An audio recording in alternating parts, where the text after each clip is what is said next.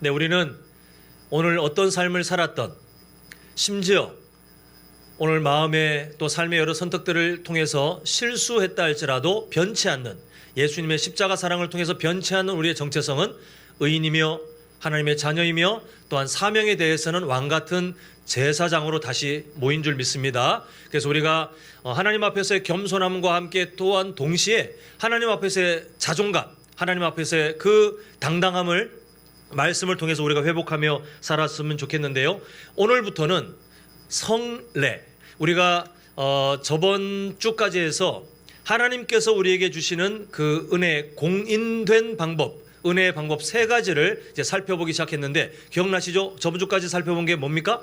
말씀, 그 다음에 오늘은요 성례, 그리고 몇 주 후에 마지막에 기도. 그래서 말씀, 성례, 기도, 이 세 가지 하나님께서 공인해 주신, 물론 특별한 다른 방법이 있겠지만 그것은 아주 드물기에 그걸 목말라는 것은 참 미련한 일이라고 했습니다. 하나님께서 내가 이걸 통해 은혜를 주겠다 했으면 거기에 우리가 최선을 다하면 됩니다. 그래서 말씀을 저번 주까지 보았고 이제 오늘부터 성례를 살펴보게 됩니다. 근데 이 성례 파트가 좀 독특해요. 왜냐하면 소일이 문답의 내용 진행을 보면 항상 어떤 주제가 나오면 이것은 이거다라고 항상 첫 번째 소일이 문답 내용에 그 주제에 대한 정의, 그 내용을 먼저 정리하고 시작하거든요. 근데 성례에 대해서는 그 정의를 우리가 다음 주에 볼 두 번째 순서에 배치해 놓고 첫 번째는 전혀 다른, 이것은 이거다가 아니라 오히려 이것은 이게 아니다라고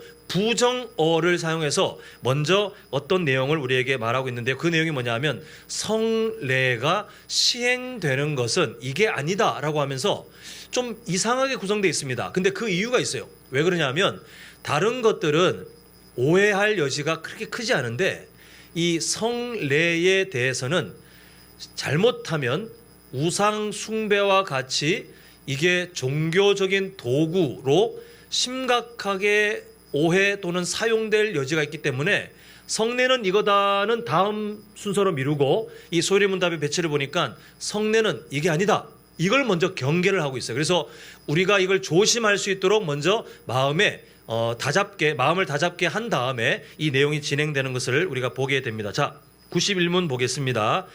그걸 염두에 두시고 뭐가 아니다를 강조하고 있는지 봤으면 좋겠는데요. 제가 질문을 읽겠습니다. 어떻게 하여야 성례가 효력 있는 구원의 방도가 됩니까? 자, 답변합니다. 시작.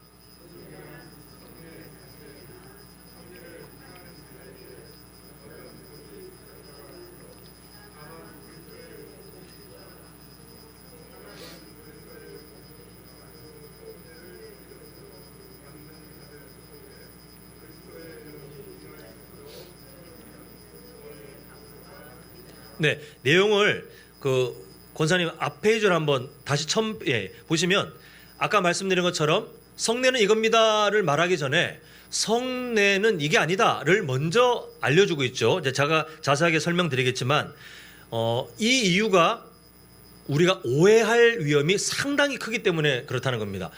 저를 비롯하여 다 마찬가지예요. 나는 아니지 이러는 순간 오해하게 돼 있어요. 그러니까 오늘 보시면서 성례를 자칫 잘못하면 이렇게 오해할 수 있기 때문에 하나님께서는 소일이 문답을 통해서 이걸 먼저 경계를 하시는구나를 이 생각 속에 딱 정리를 해야 다음 주부터 자, 성례는 이겁니다를 우리가 좀 건강하게 내용을 살펴볼 수 있게 됩니다. 자, 지금 보면 그 위험이 어떻게 나타나는지 아주 좋은 예가 있는데 바로 중세 가톨릭 교회의 모습이에요. 보면 성례, 성찬, 또 그 세례에 사용되는 어떤 도구들은 정말 도구일 뿐입니다. 근데 그 사람들의 신학을 보면 그게 자체가 매우 신령한 것으로 생각했습니다. 성수, 물에 무슨 뭐가 있어요? 그 물을 축복하면 그 물이 귀신을 쫓아내는, 병을 낫게 하는, 뭔가 우리의 삶에 뭔가 어떤 효력을 끼치는 물을 그렇게 오해했어요. 그리고 성찬에 대해서 말씀드리면, 성만찬에 대해서 말씀드리면 이거 얼마나 위험하게 해석하냐면요, 화채설이라는 말이 있습니다. 뭐 나중에 좀 자세하게 다룰 수 있을지 모르겠는데, 이 카톨릭이 말하는 화채설이 뭐냐면 변화할 때 화에서 뭔가가 성분이 변한다는 거예요. 그래서 앞에서 우리랑 약간 다르게 진행되긴 하지만 이제 그냥 간단하게 떡을 떼서 나눠주면 그 떡을 우리가 들고 기념하고 다 먹잖아요. 근데 그 사람들이 갖고 있는 신학이 뭐냐면, 이게 입을 통해서 넘어가는 순간 뭐가 되냐면 예수님의 몸으로 성분이 변화된다. 이게 지금도 믿고 있어요. 그리고 그 포도즙, 뭐 그 시대에는 포도주였지만요, 이걸 딱 마시면 내 목을 타고 넘어가는 순간 뭐가 됩니까? 이 사람들의 믿음에 의하면 성분이 변화돼요. 예수님의 피다, 진짜 피다, 이렇게 믿었어요. 그 지금 이게 얼마나 지금 위험한 것인지, 물, 떡, 그리고 그 성만찬에 필요한 포도, 뭐 음료, 이 자체로 아주 신령하고 이게 특별한 능력이 있다고 그렇게 믿었어요.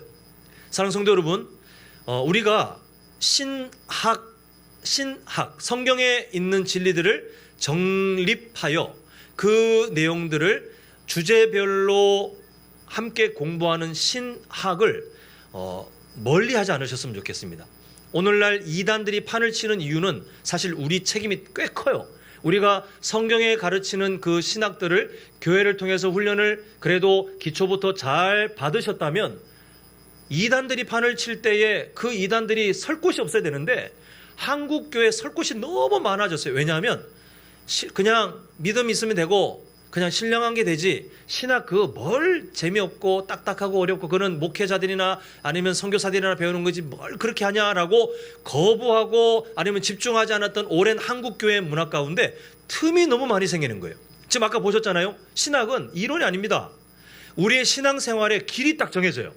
신학이 어떻게 되느냐에 따라서 우리는 전혀 다른 신앙생활을 할 수 있어요. 만약 이 중에 그런 분 안 계시겠지만 화채설, 예수님께서 이것은 나의 몸이니 이것은 나의 피니라고 하신 그 말을 문자 그대로 딱딱하게 있는 그대로 해석하여 받아들이는 화채설에 빠져 있는 분이 계시다면 그렇게 믿는 거예요. 아, 이건 정말 내 목을 타고 넘어가는 순간 신령해. 만약 그런 사람들이 있다면 저는 이렇게 묻고 싶어요. 만약 그분이 그 믿음을 가지고 입에 딱 넣고 목을 타고 넘어가는 순간 예수님의 몸이 되었다 생각했는데 갑자기 사례가 걸려가지고 뱉어냈는데 땅바닥에, 이게 참 지저분한 얘기지만 먹다가 넘어간 그 뭔가가 탁 떨어지면 여러분 십다가만 떡입니까? 아니면 정말 예수님의 몸일까요? 이건 정말 의미 없는 질문이에요.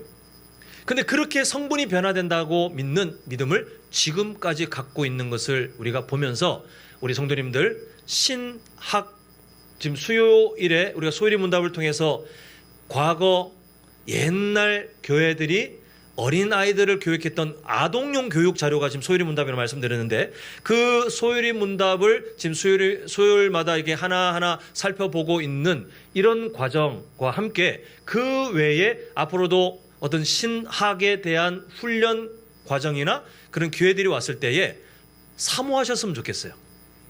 이 기회를 통해서 내가 말씀을 좀 더 깊이 알 수 있고 말씀 여기저기에 흩어져 있는 하나님의 마음을 정리돼서 알 수 있으니 내가 더 하나님의 마음을 향해 가까이 자라갈 수 있겠구나. 사모하시고 피하지 마시고 또한 더 깊이 훈련받기를 우리 성도님들이 힘써 주셨으면 좋겠습니다. 그래서 이 세상에 마귀가 뒤틀어 놓은 거짓된 신학들이 아직도 많아요.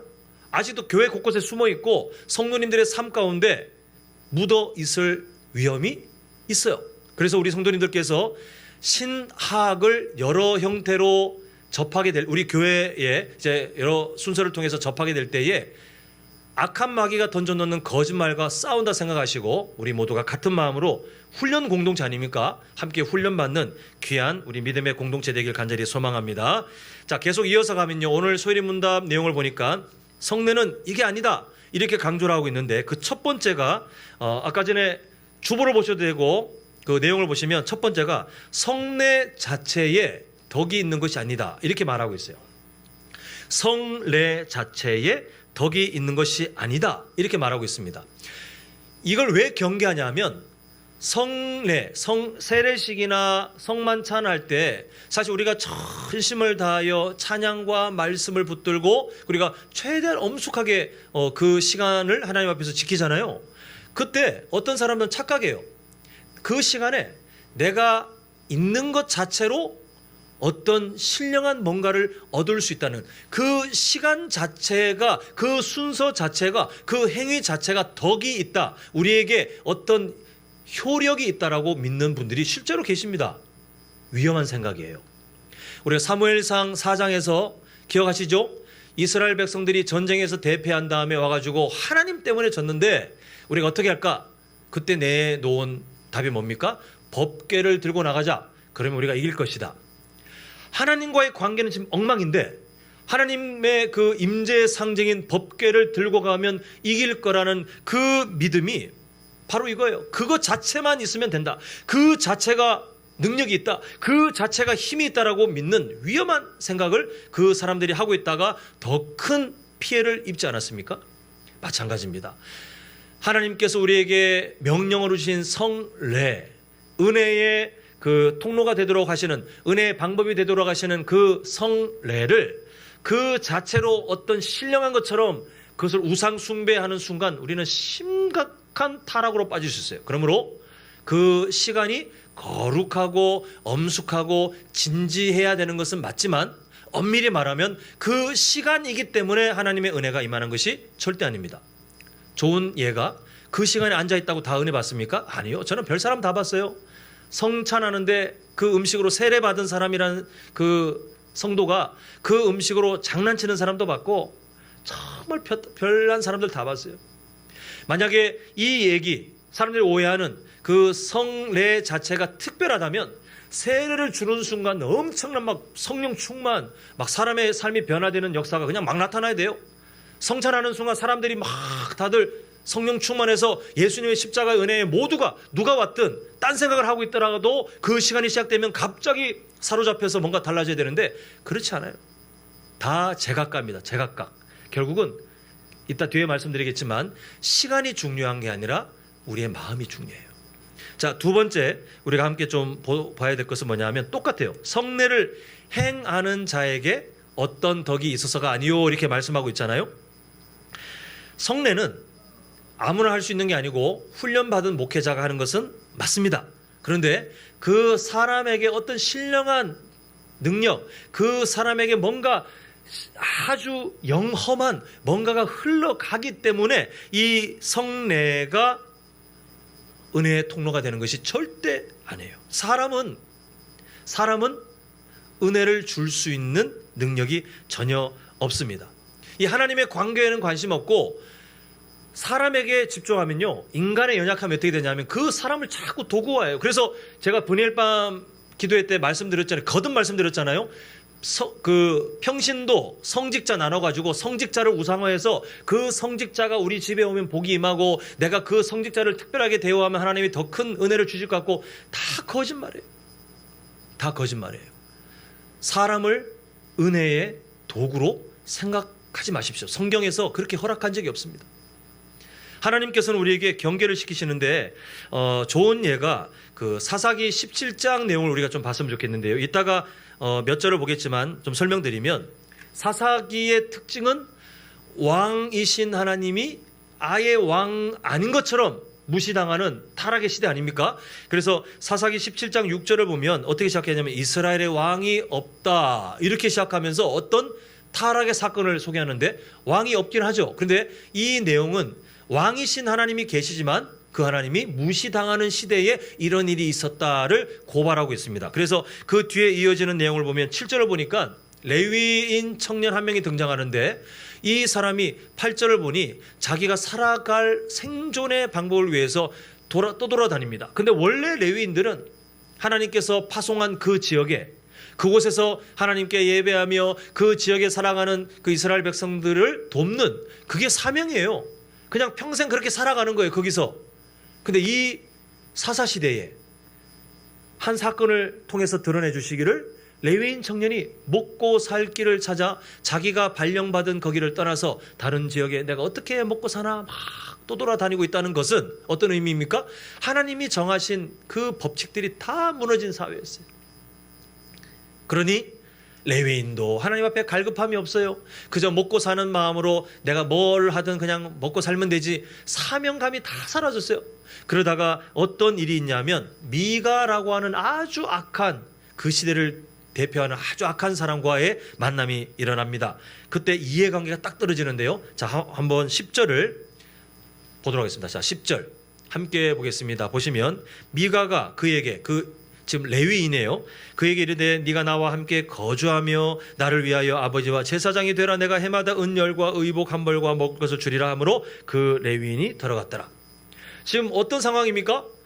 레위인은 먹고 살 길을 위해서 떠돌아다니고 있고, 미가는 자기 집에 종교적인 어떤 행위를 해주는 사람이 필요한데 마침 혈통이 레위인이래요. 야, 잘됐다. 너 갈 곳 없는 것 같은데 우리 집에서 먹고 살면 내가 봉급을 후하게 줄 테니 우리 가문의 제사장이 되라. 정말 악한 생각 아닙니까? 근데 이 악한 생각에 대한 미가의 평가 13절 보시면요. 자, 한번 보시겠습니다. 함께 읽겠습니다. 자, 시작. 이에 미가가 이르되 레위인이 내게 복 주실 줄을 아노라 하니라. 끝에 말은 맞긴 맞아요. 여호와께서 내게 복 주시는 분 맞아요.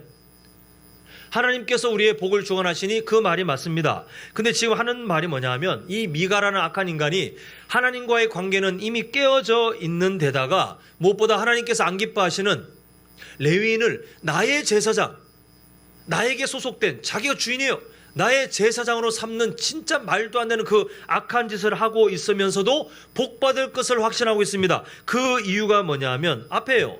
레위인이 내 제사장이 되었기 때문에 난 이제 복받겠네 막 들떠 있는 것이 이 13절의 내용입니다. 사람을 충분히 도구화할 수 있는 연약함이 인간 모두에게 있어요. 경계하셔야 돼요. 특히 우리는 특별히 경계해야 됩니다. 저는 대한예수교 장로회 합동 측의 목회자 훈련을 받고, 그리고 소속이 여수노회에 소속된 목사로 지금 한남제일교회에 파송되어 있는 사람이에요. 그러니까 저는 훈련받은 그 자격으로 성례를, 집례를 이제 하게 됩니다. 때에 따라서 이제 하게 되는데, 분명한 사실이 뭐냐면 저에게는, 제가 먼저 고백합니다. 저에게는 어떤 은혜도 흘려보낼 수 있는 능력이 없어요.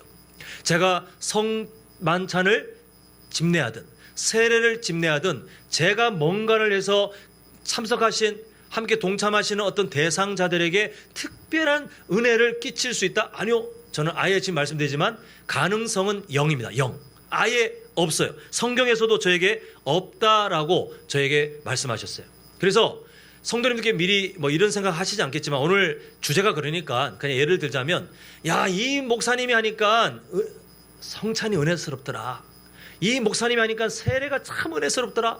반대로 이 목사님이 하니까 성찬이 영 아니더라. 세례가 영 은혜가 없더라. 이런 생각 하시는 건 정말 위험한 태도예요. 절대 가지지 마세요. 누가 집례하든 내 문제, 내 문제. 내가 그 시간에 어떠한 마음으로 하나님과의 관계를 열고 있는지, 이게 더 중요하지. 성경은 그렇게 말씀하고 있어요.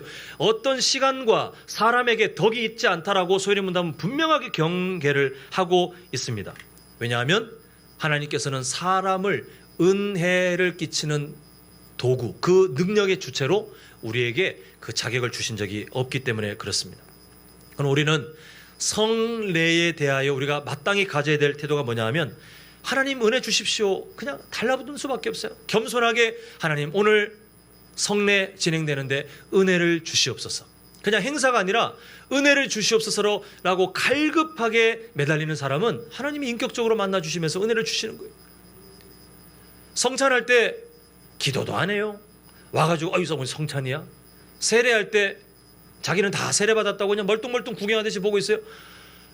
무슨 은혜가 있겠습니까? 무슨 은혜가 있겠습니까? 근데 반대로 그 성찬의 이제 시간이 정해지면 미리 전날부터 회개하며 자신의 삶을 돌아보는 사람, 예수님의 그 십자가 사랑을 감사하며 돌아보는 사람에게는 하나님의 은혜를 주시는 거예요. 세례할 때 내가 세례를 받았다고 해서 그냥 구경하는 것이 아니라 그 사람을 축복하며 또한 나의 삶 가운데 주셨던 그 구원의 은혜를 다시 한번 감사하면서 그 시간에 집중하여 함께 은혜를 누리는 사람들은 구경꾼이 아니라 그 은혜를 입는 수혜자로 하나님께서 함께 만나 주시는 거예요.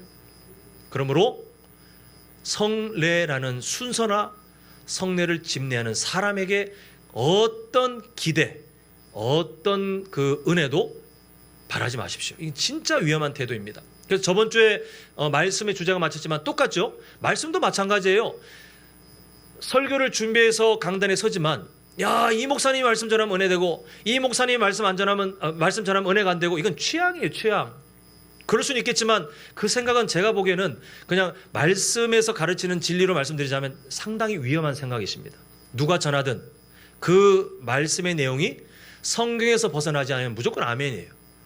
절대로 평가하지 마시고 누가 전하든 성경에서 벗어나지 않는다면 하나님의 말씀으로 겸손하게 엎드리셔서 그때 역사하시는 하나님을 체험하시고 그 하나님의 일하심에 인도되어져가는 정말 건강한 그리스도인 되시기를 간절히 소망합니다. 그래서 오늘 소연이 문답 나머지 내용이 아주 중요한데요. 이게 아니다, 저게 아니다라고 한다면 그 뒤에 내용을 보면 이렇게 되어 있습니다. 다만 그리스도의 복 주심과 다음이 더 중요해요. 또 성례를 어떻게 받아요? 믿음으로 받는 이에요. 그냥 와 있다고 해서 되는 게 아니라 믿음으로, 정말 그 우리의 마음이 중요하죠. 믿음으로 받는 자들 속에 누가 주시는 거예요? 그리스도의 영이 일하심으로. 그러므로 권혁규 목사가 주는 게 아니에요. 그러나 제가 아무리 연약해도 소망이 있는 게 뭐냐 하면 하나님이 일하시면 돼요. 제가 아무리 부족한 목사라도 하나님께서 성도님들을 얼마나 사랑하십니까? 그러므로 앞으로 어떤 일이 있든 성례를 바라보시는 우리 성도님들 사모하는 마음으로 성령님 사랑합니다, 사모합니다, 저에게 은혜를 주시옵소서. 그러면 우리 안에 그리스도의 영이 일하심으로 효력 있는 뭐가 돼요? 구원의 방도가 된다. 하나님께서 은혜를 주시고자 공인하신 그 성례가 진짜 그때 효력이 되는 거예요. 성령께서 일하실 때, 우리가 믿음으로 받고 성령께서 일하실 때 우리가 뜻하지 않는, 우리가 생각지도 못한 하나님의 그 은혜들이 성례를 통해서 우리의 삶에 풍성한 영적 유익을 주실 줄 믿습니다. 자, 마음에 새기는 뜻으로 저를 따라하는데요. 성례는 조건이 아니라 방법이다. 자, 성례는 은혜 받는 조건이 아니에요? 아니에요. 은혜 받는 방법일 뿐입니다. 근데 그 방법을 어떻게 되냐면 내가 마음으로 하나님 앞에 믿음으로 받으며 그 은혜를 사모할 때 그게 방법이 되는 거지, 성례가 절대 은혜의 조건이 안 된다는 사실. 자, 또 따라합니다. 은혜는 오직 누가 주세요? 예, 성령께서 주십니다. 예, 성령께서. 자, 시작. 성령께서 주십니다. 네, 이게 바로 하나님께서 역사하시는 일입니다. 우리 안에 계신 성령께서 성례 순서를 통해서 우리 가운데 하나님의 은혜를 주시면 우리는 아무리 연약한 상태라 할지라도 그 은혜를 풍성히 누리며 이전보다 더 나은 성도, 더 나은 교회로 자라갈 수 있을 줄 믿습니다. 이제 말씀을 맺겠습니다. 하나님의 은혜에 대한 악한 마귀의 공격은 정말 치밀합니다. 봤잖아요, 그죠? 예수님께서 축복하시며 주신 명령 성례조차도 우상처럼 도구하는 어떤 사람들이 분명히 있었잖아요. 지금도 있고. 그러면 우리는 조심해야 돼요. 하나님의 은혜가 있는, 또 은혜의 통로가 되는, 은혜의 방법이 되는 그 귀중한 것들을 볼 때에 그냥 당연히 그거니까, 말씀이니까 그냥 무조건 다 은혜가 되고, 성례니까 은혜가 되고, 기도니까 은혜가 되는 것이 아니라 항상 경계하셔야 돼요. 악한 마귀는 그 모든 것들을 다 우상처럼 도구하거나 변질시킬 수 있는 거짓말들을 한국교회에 지금 깊이 스며들게 해놓은 상태이므로 우리는 말씀을 통하여 분별해서 말씀에 대한 우리의 태도, 그리고 성례에 대한 우리의 태도, 기도에 대한 우리의 태도를 먼저 점검해서 인격적이신 하나님과의 친밀한 관계를 통해 하나님이 주시는 그 은혜를 받는 것이, 그 은혜를 누리는 것이 우리 모두에게 지혜로운 모습인 줄 믿습니다. 바라기는 우리 성도님들 앞으로 남은 인생 가운데 하나님께서 은혜 주시고자 하는 공인된 방법, 성례를 통하여 하나님의 크신 은혜를 매 순간마다 누리는 귀한 인생 되시기를 간절히 소망합니다.